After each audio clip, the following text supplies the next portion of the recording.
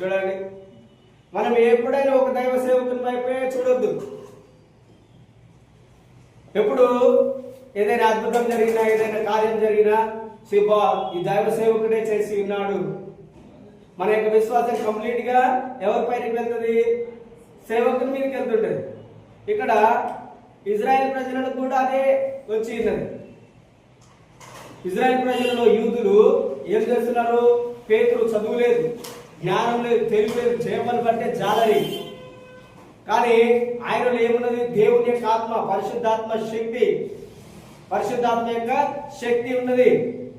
పరిశుద్ధాత్మ చేత నింపబడ్డాడు. నింపబడిన తర్వాతకి ఆయన అలవాటు ఏంటిదంటే ప్రతిరోజు వాళ్ళ దేవాలయంలోకి వెళ్ళి ప్రార్థన చేసేవాళ్ళు. ఎక్కడికి వెళ్ళి చెప్పండి? ఎక్కడికి వెళ్ళి? మీరు ఎప్పుడైతే రోజు మనం ప్రతిరోజు దేవాలయంలోకి వెళ్ళలేము.